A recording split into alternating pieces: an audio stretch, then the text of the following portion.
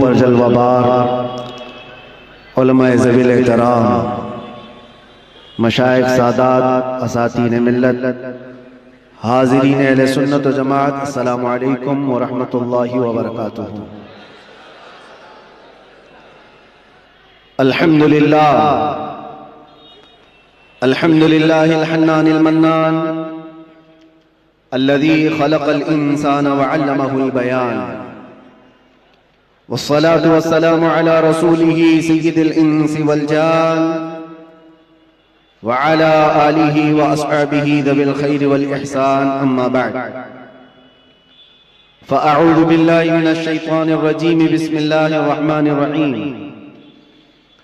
क़ुल इन कुन्तुम तुहिब्बूनल्लाह फत्तबिऊनी युह्बिब्कुमुल्लाहु व यग़फिर लकुम ज़ुनूबकुम वल्लाहु गफ़ूरुर रहीम। सदक़ल्लाहु मौलाना अज़ीम। बारगाह रिसालत मुआब सल्लल्लाहु अलैहि वसल्लम में एक बार दुरूद पाक का हदिया पेश करें। अल्लाहुम्मा सल्लि अला सय्यिदिना व मौलाना मुहम्मदिन मअदिनिल जूदि वल करम व आलिहि व अस्हाबिहिल किराम व इब्निहिल करीम व बारिक व सल्लिम सलातन दाइमतन सरमदन अबदा। अज़ीज़ान गिरामी वक़ार,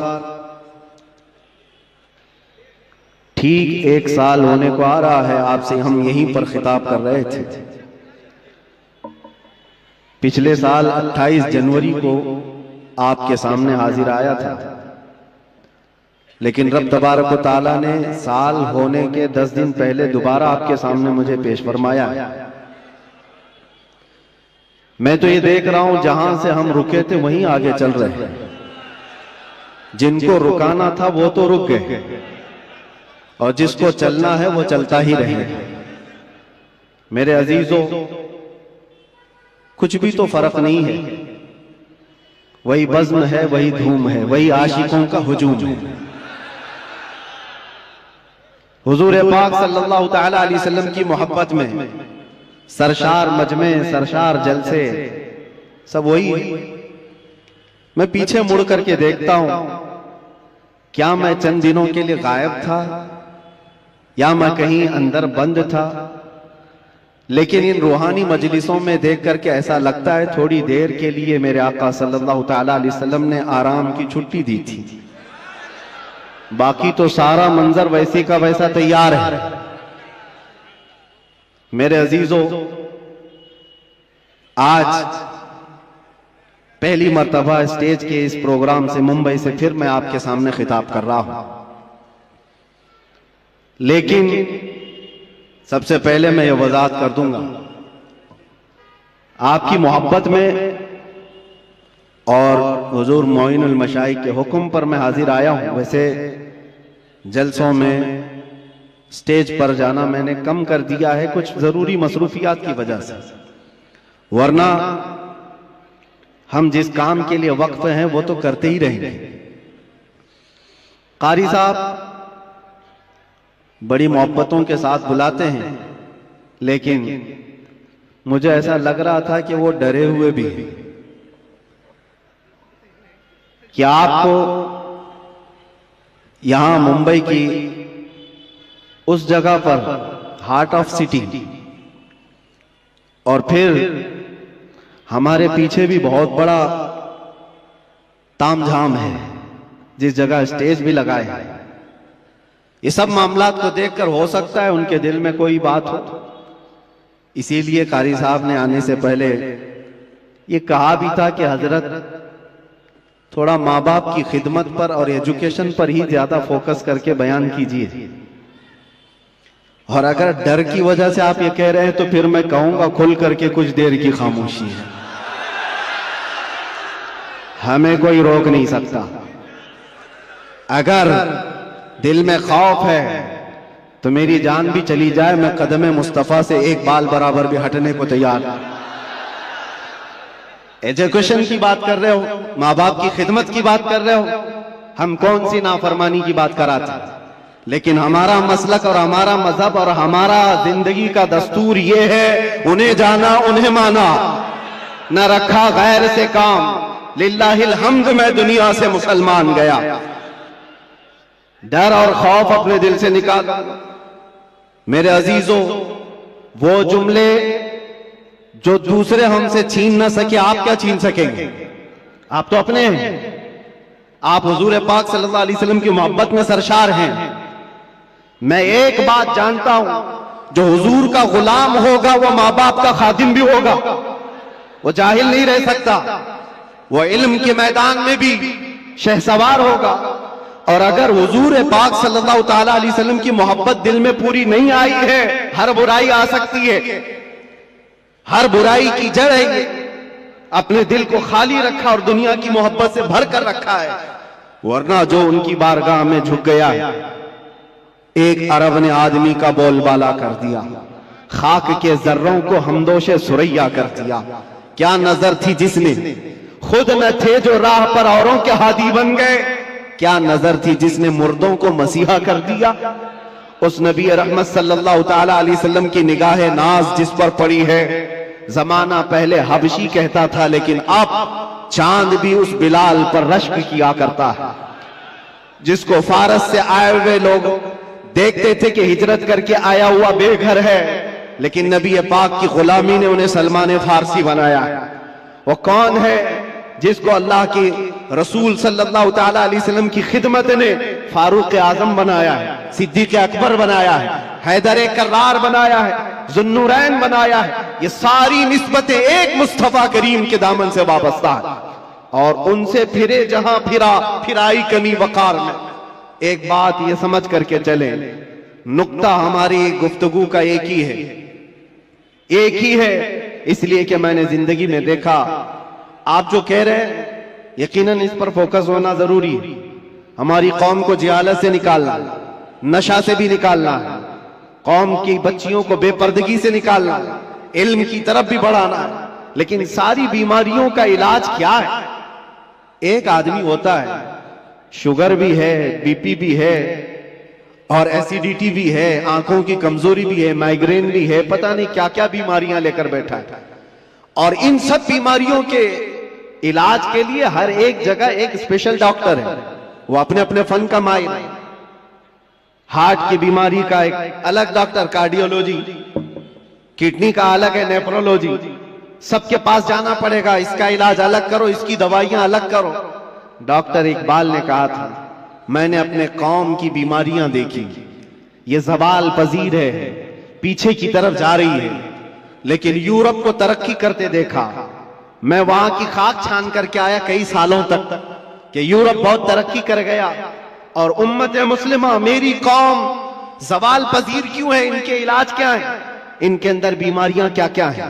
बेपर्दगी भी आ गई, जिहालत भी आ गई, नशा भी आ गया है, बदअखलाकी भी आ गई, झूठ भी आ गया है, खयानत भी आ गई, चोरी भी आ गई। ये सब बीमारियां आई हैं। इन बीमारियों के इलाज के लिए क्या करना है? डॉक्टर इकबाल कहता है, मैंने सारी बीमारियों को भी देखा, इलाज के लिए अलग अलग दवा देना बहुत मुश्किल है, इसलिए कि जिंदगी शॉर्ट है, बीमारियां ज्यादा है, और हमारे पास दवाओं के लिए ऐसे डॉक्टर भी मौजूद नहीं, हर बीमारी का अलग अलग इलाज करे। फिर डॉक्टर इकबाल कहता है, इस उम्मत के दर्द और इस उम्मत की बीमारी का इलाज मुझे एक ही जगह मिला, एक ही नुक्ते में मिला, एक ही पुड़िया में पूरा इलाज मिला। पूछा वो इलाज क्या है? इकबाल कहता है कि मोहम्मद से वफा तूने, कि मोहम्मद से वफा तूने, तो हम तेरे हैं, ये जहां चीज है क्या, लौहो कलम तेरे हैं। सुभान अल्लाह, नारे तकबीर, नारे रिसालत, सुभान अल्लाह, सुभान अल्लाह। मेरे आका सल्लल्लाहु ताला अलैहि वसल्लम ने फरमाया, आपका हुक्म सर आंखों पर, जिस बात को कहना है वो मैं कहूंगा जरूर, जिस चीज पर फोकस करना है वो कहेंगे जरूर, लेकिन मेरे लिए ज्यादा अजीम ये है कि आपने जो कहा है उससे ज्यादा मैं हुजूर ने क्या कहा वो देखता हूं।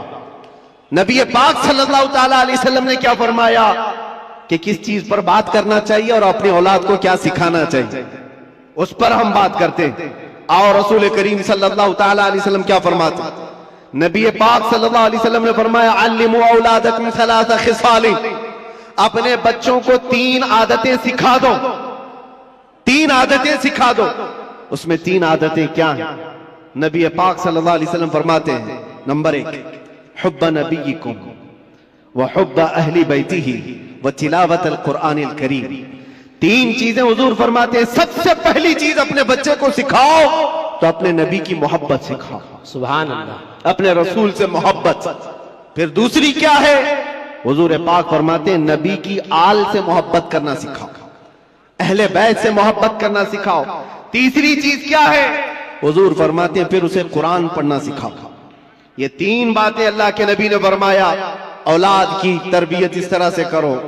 अजीजा ने गिरामी वखार, आज बिगड़े हुए मुआशरे के इलाज के लिए सिर्फ हम स्टेज से बोले और यहां से इलाज हो, ये नहीं होता, बल्कि इसके लिए मास्टर प्लानिंग की जरूरत होती है।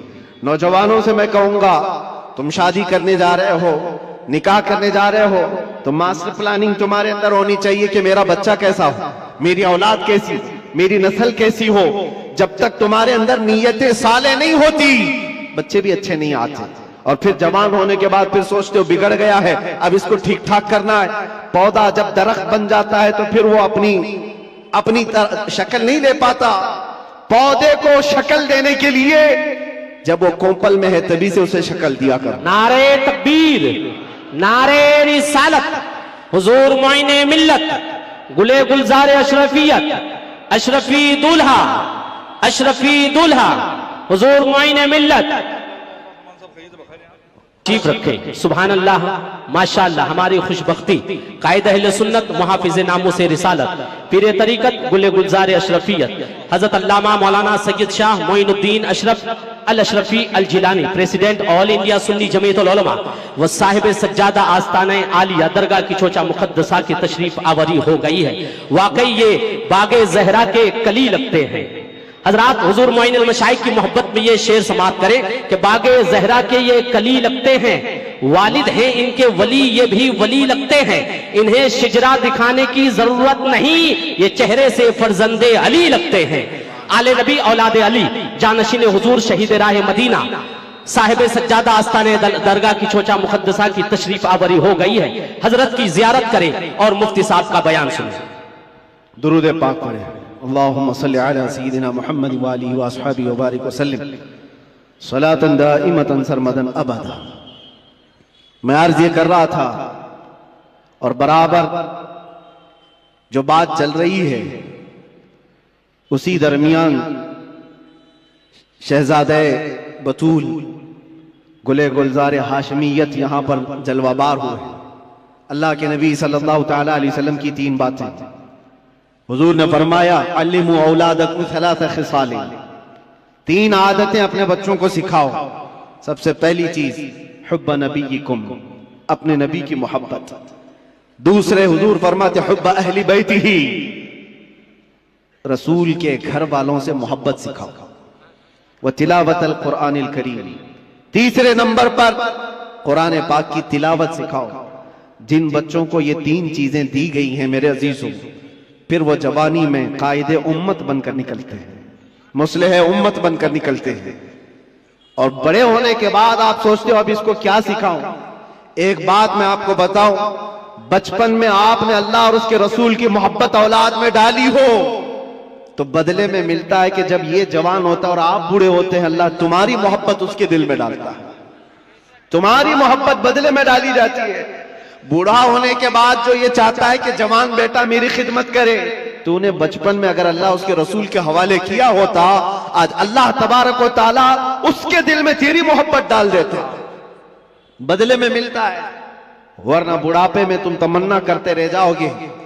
ये वो औलाद जिनको तुमने दुनिया ही दी, दुनिया ही दी। बच्चा जब बढ़ रहा था, जवान हो रहा था, बाप तो इतना उसकी तरबियत पर उतावला है, जो मांगा लाकर हाजिर कर दिया, जो खिलौना बच्चे ने हाथ रख दिया लाकर रख दिया। तुम ये समझते हो मेरे बच्चे की हर ख्वाहिश में पूरी कर रहा हूं, मेरा बच्चा तो मेरा है। तुम्हारे खून पसीने की कमाई की हर चीज तुमने बच्चे के सामने हाजिर कर दी।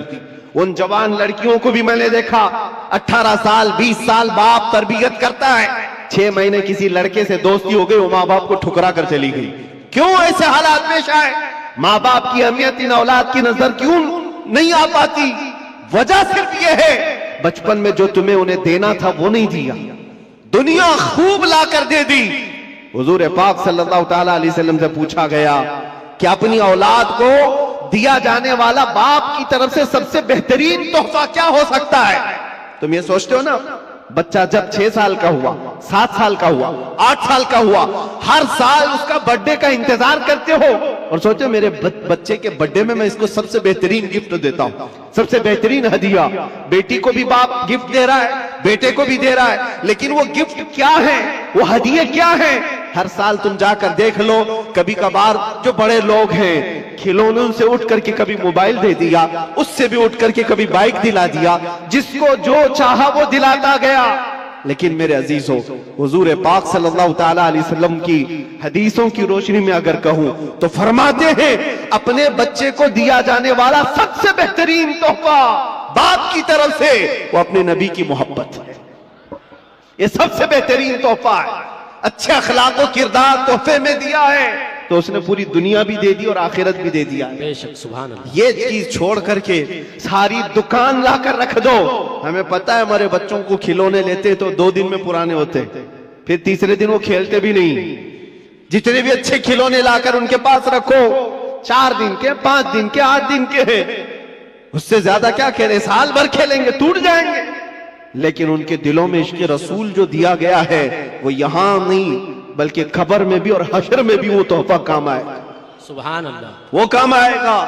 और अगर ये चीज छोड़कर तुम कुछ भी दे दो वो तुम्हारे भी काम नहीं आएगा। अजीजा ने गिरामी औकात, मैंने बहुत सारे घरों के ये मामलात महसूस किए।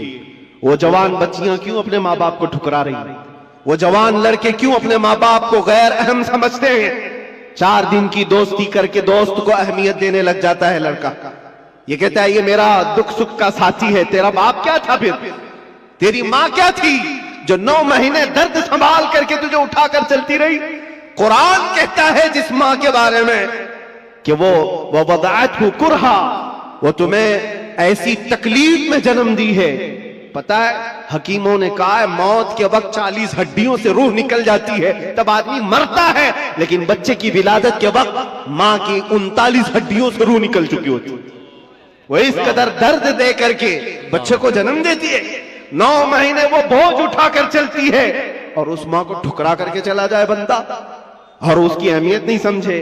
और माँ अगर रात को पुकारे के बेटा कहाँ इतनी देर से क्यों नहीं आया, तो इसको बुरा लगने लग जाता है।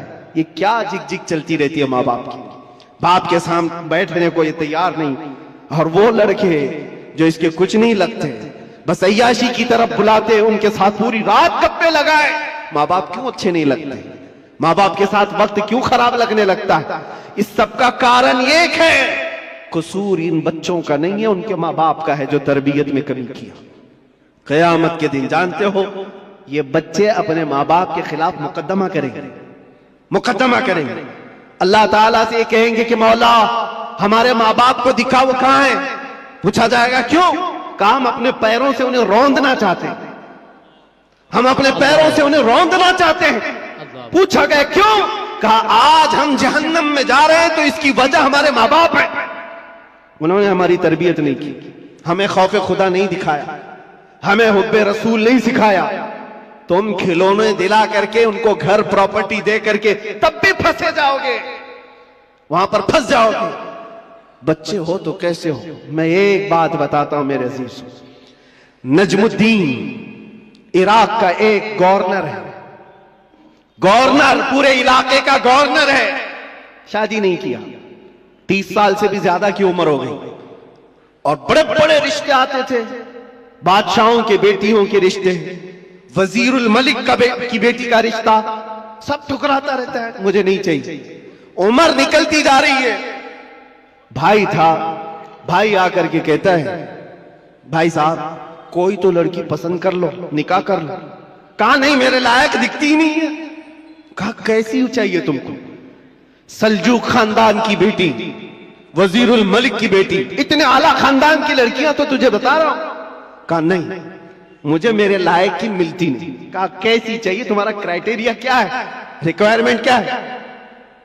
नजमुद्दीन ने कहा मैं चाहता हूं मुझे ऐसी बीवी मिले जो मेरा हाथ पकड़कर जन्नत में ले जाए। सुभान अल्लाह। दूसरी चीज मेरा क्राइटेरिया ये है, ऐसी बीवी मिले मुझे जो मुझे दुनिया से बेजार करे और अल्लाह की तरफ ले जाए।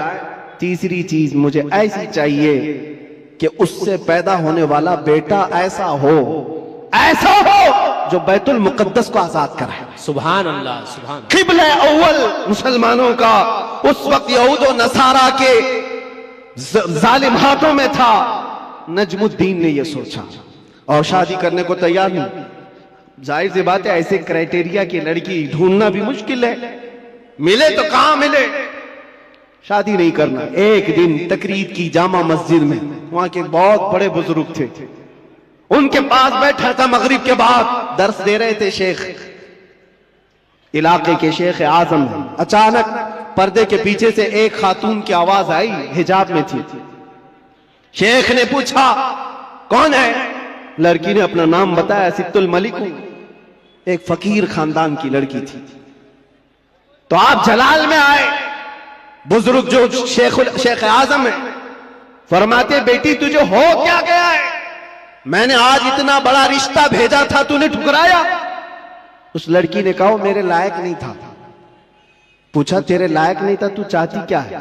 वो पर्दे के पीछे से कहती है, मैं चाहती हूं मुझे ऐसा दूल्हा मिले जो मेरा हाथ पकड़कर जन्नत में ले जाए। सुभान अल्लाह, सुभान अल्लाह। और मैं ये चाहती हूं ऐसा शोहर मिले जिससे पैदा होने वाला बेटा बैतुल मुकद्दस को आजाद कराए। सुभान अल्लाह। नजमुद्दीन उसी महफिल में बैठा हुआ, कहा मेरी सोचों से पूरी सोच मिलती है इस खातून की जो पर्दे के पीछे।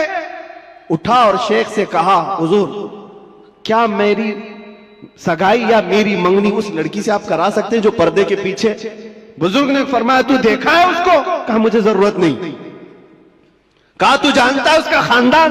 कहा वो भी मुझे जरूरत नहीं, उसकी नीयत मेरे लिए काफी है। जो मेरी नीयत है वो उसकी नीयत है।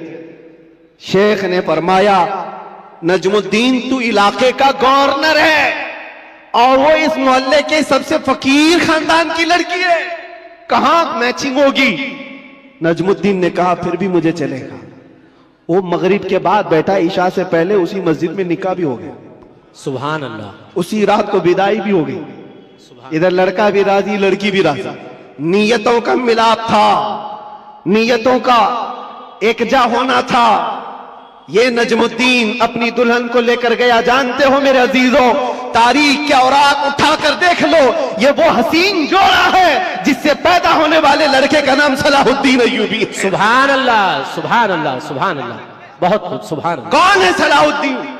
ये आसमान से उतरा हुआ नहीं था, ये जमीन से निकला हुआ नहीं था। माँ बाप की सालेह नीयत की वजह से सलाहुद्दीन पैदा होता है। माँ बाप की जब तरबियत हो, उनकी नीयत साले हो, तो आज बच्चे साले पैदा होंगे। लोग आज, जाहिर सी बात है, एक साहब है वो सवाल कर रहे थे, वो बयान कर रहे थे। उस बयान में एक खातून ने आकर के कहा, मौलाना आप करबला के वाकयात बहुत सुनाते हैं, करबला के वाकयात बहुत सुनाते हैं, हुसैन आजम के तज़किरे, उनके सबर, उनके इस्तिकामत, उनके जज्बे शहादत सब बहुत सुनाते, लेकिन फिर कोई हुसैन क्यों नहीं पैदा होता? मौलाना ने अच्छा जवाब दिया। वो खातून सवाल कर रही थी, कहा हुसैन जरूर पैदा होगा, पहले फातिमा तो आए कोई। सुभान अल्लाह, सुभान अल्लाह। फातिमा होगी तो हुसैन भी आएगा। घरों के हालात जब दुरुस्त हो जाते हैं तो मेरे अजीजों, उन खानदानों में नेक और साले औलाद होती है। दरख्त बन जाने के बाद हम तरबियत की सोच रहे हैं, बिगड़े हुए माशरे को सुधारने के लिए। अब तो यहां पर कचरा निकालने के लिए हाथ नहीं, बड़े बड़े बिल्डोजर लगाने पड़ते हैं, तब जाकर के कचरे निकलेंगे। लेकिन जो नौजवान है, मैं उनसे गुजारिश करूंगा, नीयत कर लो, साले नीयत अल्लाह की बारगाह में कि मौला मुझे तहसीन फर्ज अता फरमा, मेरी शर्मगाह की हिफाजत अता फरमा, मुझे वो नेक खातून दे जो मुझे दुनिया से हटाकर जन्नत की तरफ ले जाए, मुझे दुनिया की मोहब्बत से निकाल कर अल्लाह उसके रसूल की मोहब्बत डाले। तुम्हारी नीयतों से अल्लाह तबारक व तआला वो चीज तुम्हें अता करेगा। पहले से ही अगर ये सोचता है जवान, ऐसी दुल्हन मिले जो चार लोगों में खड़ा करूं तो लोग उसे देखते रहे, बेहया आदमी, दयूस आदमी जो अपनी औरत का मुजाहरा कराना चाहता है, शादी इसलिए करना चाहता है कि चार लोगों में उसकी खूबसूरती दिखाए, उस शख्स के बारे में मेरे आका फरमाते वो जहन्नमी है, वो जहन्नमी है, वो जहन्नमी है। 3 बार फरमाया। पूछा कौन? हुजूर फरमाते हैं जो अपनी, जिसकी औरत उसके शोहर के बगैर बेपर्दा बाहर निकलती, या जो मर्द अपनी औरत को आजाद घुमाता है उसके बारे में कहा गया वो दयूस है, जहन्नमी। तुम्हारी नीयतें साले हो, तुम्हारी नीयतें पाकीज़ा हो तो औलाद भी आएगी। और मुआशरे में इस्लाह के लिए हमें मास्टर प्लानिंग की जरूरत है। यही मैं कहना चाहता हूं, आज बीज बो, फसल तुम्हारी नस्ल निकालेगी और अच्छी उम्दा फसल देखेगी। और इस मुआशरे के बिगड़े हुए हालात को मेरे अजीजों मिलकर के सही किया जा सकता है।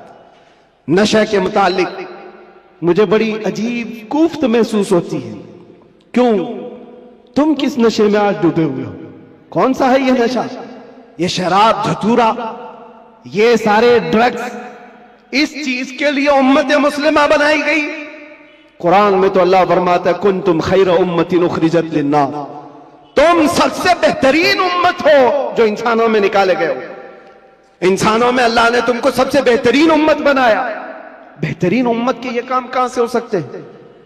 बड़े बड़े ड्रग डीलर, खरीदने वाले भी, बेचने वाले भी, करने वाले भी, दीदा व दानिस्ता दुनिया ने तुम्हें इस काम पर लगाया है जानबूझ करके। क्योंकि मुझे पता है, मैं वो सारी मंजिलें तय करके आया हूं, सारी चीजें देख करके आया हूं, कहां से ये लीक होता है, कहां से ये सारी चीजें आती हैं, कौन कौन लोग सपोर्ट करते हैं, कौन कौन लोग खड़ा करते हैं, पैसे कौन देता है, माल कौन देता है, बचाता कौन है, ये सब पता है। यहां खुल करके मैं इस चीज पर नहीं इज़हार करना चाहता। जेलों के अंदर मैंने देखा है पूरी की पूरी जमात है, ये सारे के सारे जो रॉकेट चलते हैं अंदर से भी चलते हैं। हैरत की बात है, एक छोटी सी पिन नहीं आ सकती थी वहां पर, लेकिन नशा आ जाता है। कौन लाता है, कैसे आता है? अब इसकी तो हर एक को अंदाजा होना चाहिए। जब शहर का मुंसिफ ही चोर हो, जब हाकिम ही गद्दार हो, तो फिर ये हम उम्मीद नहीं कर सकते कि वहां पर अच्छी फसल निकलेगी। शेख सादी ने सही चीज है लज्जत आशनाई। सुभान अल्लाह, सुभान, नारे चीज है, नारे रिसालत। वो आंखों से मेरे मुस्तफा ने वो पिलाया था जिसके बाद दुनिया की शराब हेच हो गई थी। आज तुमने आंखों से अगर पीना है तो आओ हुजूर पाक सल्लल्लाहु अलैहि वसल्लम की बारगाह में। आज सिर्फ पर्दे लगाए गए हैं, वो कायनात का दूल्हा आज भी अपनी शान के साथ आराम कर रहा है। हम तो माइल बकरम है, कोई साइल ही नहीं। वहां से आवाज आती है, वो आज भी अपने जलवे दिखा रहे हैं, आज भी अपने गुलामों के घर जा रहे हैं। नहीं तो यूं ही सुन्नी पुकार कर नहीं कहता, सुना है आप हर आशिक के घर तशरीफ लाते। सुभान अल्लाह। बल्कि हम तो ये कहेंगे, देखा है आप हर आशिक के घर तशरीफ लाते। बेशक, सुभान अल्लाह, सुभान अल्लाह। सुना है, क्या बात है? देखा है आप हर आशिक के घर तशरीफ लाते हैं। या रसूल अल्लाह, मेरे घर में भी हो जाए चरागा, या रसूल अल्लाह कुछ ऐसा कर दो मेरे किरदगार, आंखों में हमेशा नक्श रहे रूए यार, आंखों में तलब करो मेरे अजीजों, क्यों नहीं मिलता? अगर रब्बे जुल जलाल की बारगाह में तड़प करके मांगा होता, कुछ ऐसा कर दे मेरे किरदगार, आंखों में हमेशा नक्श रहे रूए यार, आंखों में उन्हें न देखा तो किस काम की है ये आंखें, कि देखने की है सारी बहार आंखों में। हमने देखा है मेरे अजीजों अपनी जिंदगी में, जब हमारा दिल ज्यादा टूट जाता है, आमिना कलाल संभालने के लिए तशरीफ लाता। सुभान अल्लाह, सुभान अल्लाह। और फिर अंदाजा होता है सहाबा ने अपनी तमाम तर वो सारी आदतों को कैसे खत्म किया था। वो एक दीदार रसूल से, वो एक जियारत मुस्तफा से सब कुछ तोड़ दिया था, सब कुछ छोड़ दिया था। आज वो एक मोहब्बत तुम्हारे दिल में घर कर जाए। मैं कहता हूं हजारों तकरीरों की जरूरत नहीं, तुम्हारे इलाज मुआलजे के लिए डॉक्टरों की जरूरत नहीं, वो एक इश्क मुस्तफा तुम्हें आसमानों की बुलंदी तक पहुंचा सकता है। बेशक, उठाकर तुम्हें कहां से कहां ले जाएगा तुम्हें अंदाजा भी नहीं। इसलिए कि मेरे अजीजों, हम लायानी चीजों में मसरूफ हैं। जो चीज तुम्हारे लिए नहीं बनी या तुम उसके लिए नहीं बने, अपनी पूरी जिंदगी उस पर लगाए हुए हो। और जिस चीज के लिए अल्लाह ने तुम्हें बनाया और जो चीज तुम्हारे लिए बनाया, उससे आंखें मूंद कर बैठे हो। इसके लिए आला हज़रत फरमाते हैं, शहद दिखाए जहर पिलाए, कातिल डाइंग शोहर कुश। ये दुनिया के बारे में, ये शहद दिखाती और जहर पिलाती। होता यही है, जितनी हसीन चीजें यहां दिख रही हैं देखने में तो शहद है और हकीकत में जहर है। जो पी लेता है वो तड़प तड़प के मरता है। कातिल है ये दुनिया, डायन है। डायन किसको कहते हैं? जो अपने शोहर को मार डालती, जो शोहर बदलती है। और आला हजरत ने 3 बातें फरमाई इस दुनिया के बारे में, शहद दिखाए, जहर पिलाए। कातिल, डायन, शोहर को जो इससे मोहब्बत करता है ये दुनिया उसी को मारती है और फिर दूसरे के घर चली जाती है। देखो टटोल करके अपनी जेबों में जो चीज है, क्या ये तुम्हारे पास हमेशा रहने वाली चीज है? तुम कल किसी और के हाथ में ये पैसे देख रहे होंगे, तुम्हारे माल और तुम्हारे जायदाद किसी और के हाथ में होंगे। हो सकता है जिंदगी में किसी बंकर में रख करके बैंक में खूब हिफाजत करो, मरना तो है। कब्र में बैठकर देखोगे तुम्हारे बच्चे उस पर नाच रहे होंगे। फिर उसके बाद क्या होगा? हसरत से तुम देखते रहोगे जिसके लिए मैंने क्या क्या करके जमा किया, ये मेरी औलाद इस तरह से इसका इस्तेमाल कर रही। हकीकत में ये दुनिया है जो रोज हाथों में बदल कर जाती है, तुम्हारी कभी नहीं हो सकती। जो चीज हमेशा तुम्हारे पास रहती है वो क्या है? वो कौन सी चीज है जानते हो? वही चीज है जो तुम्हें बेखौफ करती है। अजब चीज है लज्जत आशनाई। जो हुजूर की मोहब्बत में सरशार होता है फिर दुनिया का खौफ उससे निकल जाता है और दुनिया की तमाम तर ये बुराइयां उसके दिल से निकाल दी जाती है। हजरत उमर फारूक रज़ी अल्लाह तआला महफिल में बैठे हुए हुजूर पाक सल्लल्लाहु अलैहि वसल्लम कब्र का जिक्र कर रहे हैं। मरने के बाद जब तुम्हें दफनाया जाता है तो कब्र में 2 फरिश्ते आते हैं, यातियानी मलकानी। 2 फरिश्ते आएंगे, ऐनानी असरकानी, नीली आंखों वाले, काले चेहरे वाले, सख्ती से सवाल करेंगे तुम्हारा रब कौन है, तुम्हारा दीन क्या है। फिर हुजूर के बारे में दिखाकर पूछेंगे इनके बारे में क्या कहता था। ये 3 सवालात मालूम है कि नहीं?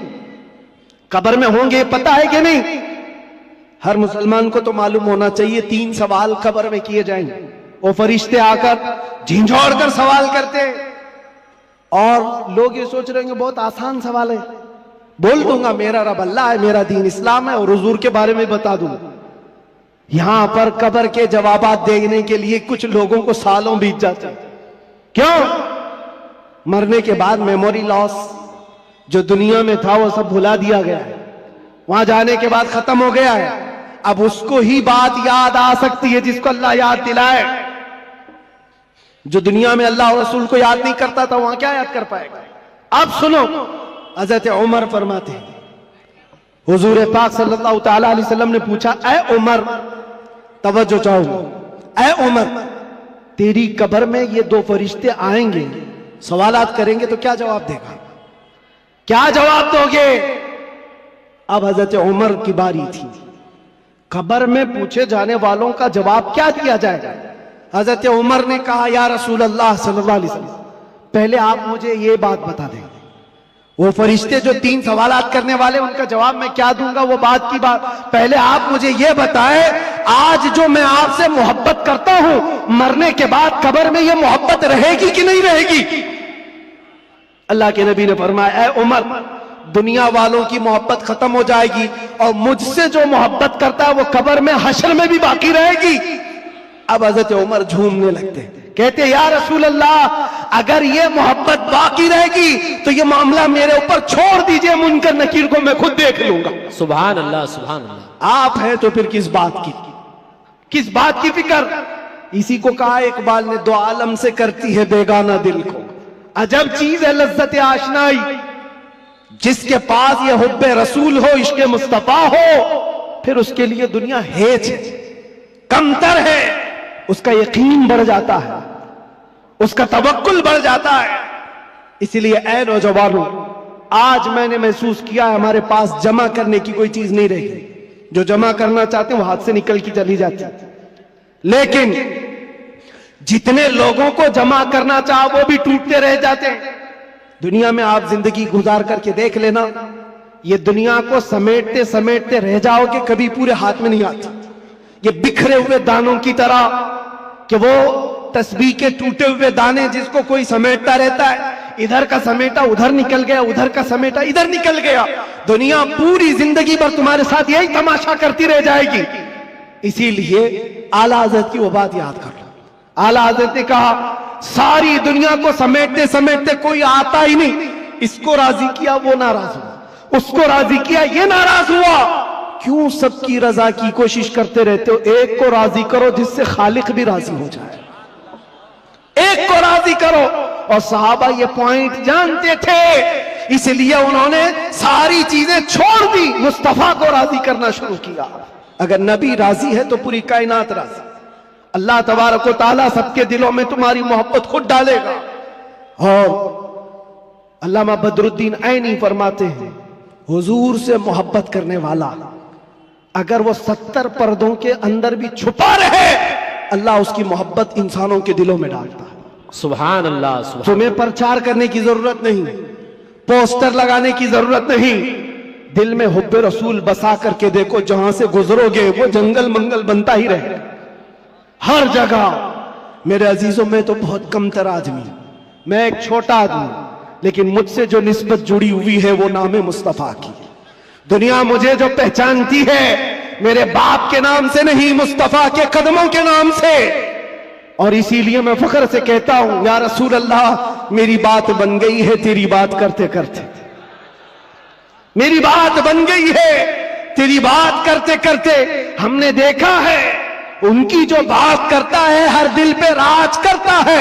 100 साल गुजर जाने के बाद भी हमारी महफिलों से आला हजरत का नाम जाता नहीं। वजह क्या है? वो फलसफी थे, वो साइंसदान थे, बड़े परहेजगार थे, मंतिकी थे, आलिम थे, फकीह थे। इस सब की वजह से नहीं, वो हमारे दिलों पर राज करते हैं। तो इसलिए कि सीना कूट कूट कर भरा हुआ था इश्क रसूल, सुभान अल्लाह, मोहब्बत मुस्तफा से भरा हुआ था। इसलिए दुनिया आज भी सरों पर रखती है, आंखों पर रखती है। और हमने देखा है 700 साल भी गुजर जाए, 800 साल भी गुजर जाए, हमारे मजमे का बच्चा बच्चा जानता है, मौला या सल्ली व सल्लिम दाइमन अबदा अला हबीबिका खैरिल खल्क़ि कुल्लिहिम। कसीदा बुर्दा शरीफ, इसके अशार अरबी में है, समझ में नहीं आते लेकिन फिर भी झूम जाते हो। किसने पढ़ा था ये भी नहीं मालूम, लेकिन 700 साल पहले एक ऐसा आशिक रसूल था जिसको लकवे की बीमारी हो गई थी, फालिज हो गया था, पैरालाइज हो गया था, बिस्तर पर लेटा है। सारे हकीमों ने कह दिया इलाज नहीं होगा, हाथ और पैर उठाए नहीं जा रहे थे।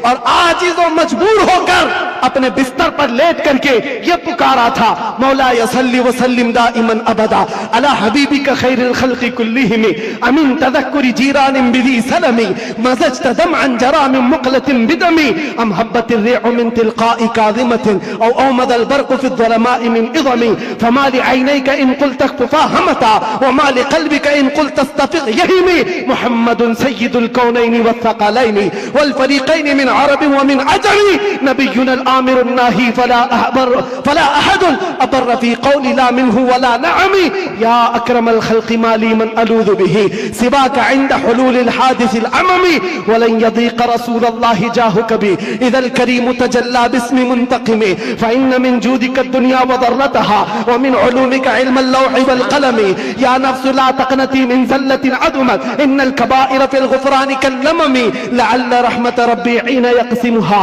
तअती अला हसबिल इस्यानि फ़िल क़िसमी या रब्बी वजअल रजाई गैर मुनअकिसिन लदैका वजअल हिसाबी गैर मुनख़रिमी वल्तुफ़ बिअब्दिका फ़िद दारैन इन्न लहु सब्रन मता तदउहुल अहवालु यनहज़िमी वअज़ल लिसहबि सलातिन मिनका दाइमतिन अला नबिय्यि बिमुनहल्लि व मुनसजिमी थुम्मा रिज़ा अन अबी बकर व अन उमर व अन अली व अन उस्मान ज़िल करमी या रब्बी बिल मुस्तफ़ा बल्लिग़ मक़ासिदना वग़फ़िर लना मा मज़ा या वासिअल करमी।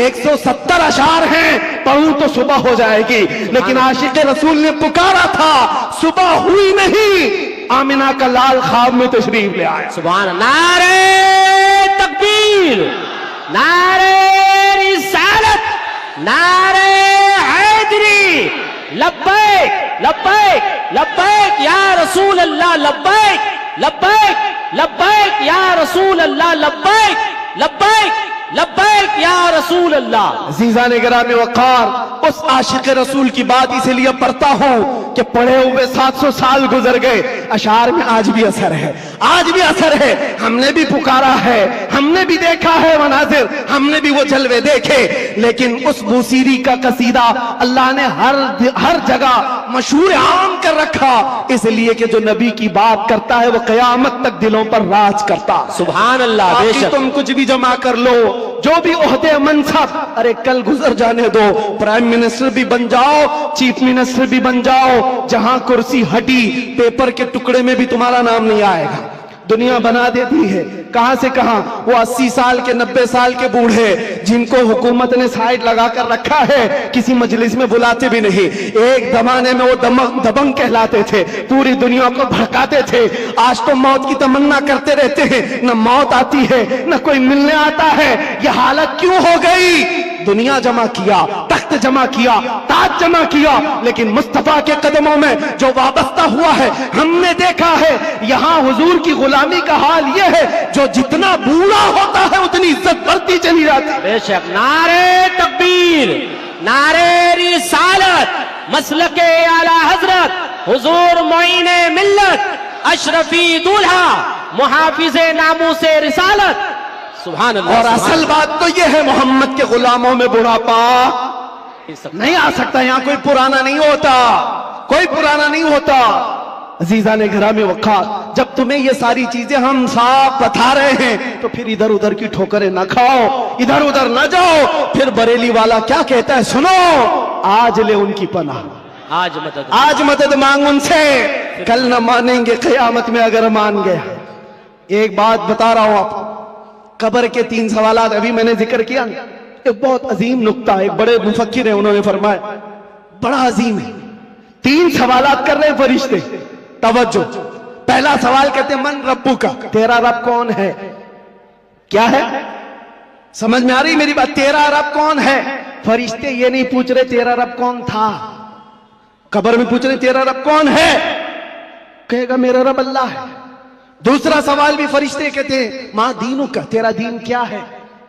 ये नहीं पूछते तेरा दीन क्या था मरने से पहले, क्या था नहीं क्या है।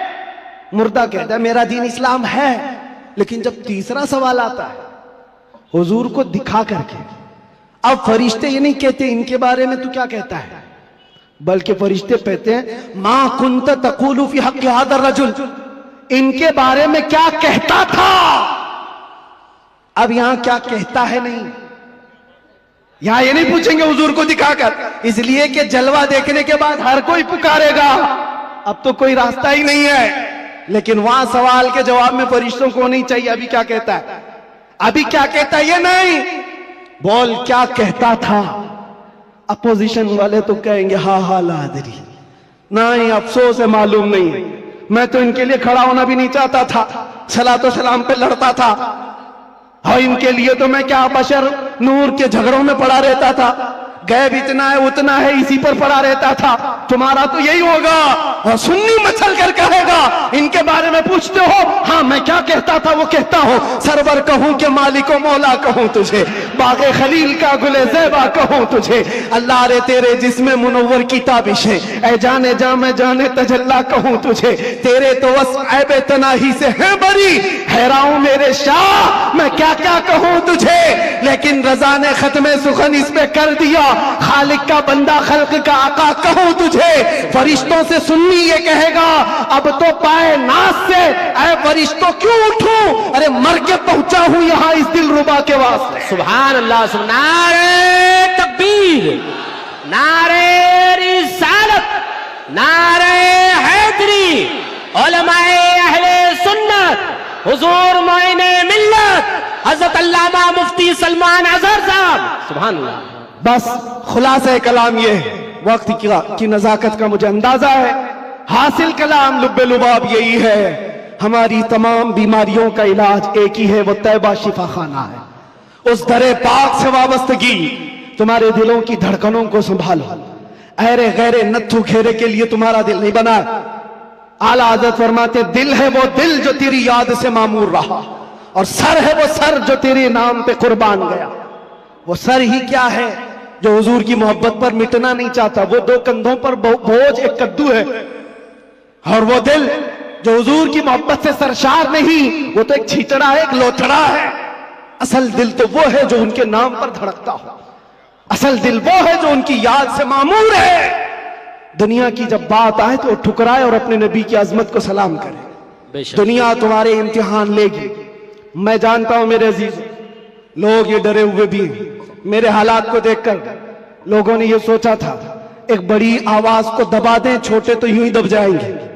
उनको पता नहीं जिस चीज के लिए तुम दबा रहे हो, यहां तो कानून ही अलग है। इस्लाम जिंदा होता है हर करबला के बाद। सुभान अल्लाह। बेशक जिस चीज को दबाना चाहते हो ये पॉसिबल नहीं है, मुमकिन नहीं। हाँ, मेरे बाप दादाओं की बात कर रहा होता, खेती बाड़ी की बात कर रहा होता, प्रॉपर्टी की बात कर रहा होता, या मैं कोई पार्टी बना करके वोट मांग रहा होता, दबा देते, मर जाता, फिर दूसरा कोई उठने की हिम्मत नहीं करता। लेकिन नाम मुस्तफा की बात ऐसी है, नाम मुस्तफा की बात ऐसी है। मक्का वालों ने देखा है, अंगारों पर सुला करके भी देखा, हाथ पैर आंख कान नाक सब काट करके भी देखा। सब देखती आ रही है दुनिया। ना वो नाम कल कम हुआ था, ना आज कम, और ना ही कयामत तक कम होगा।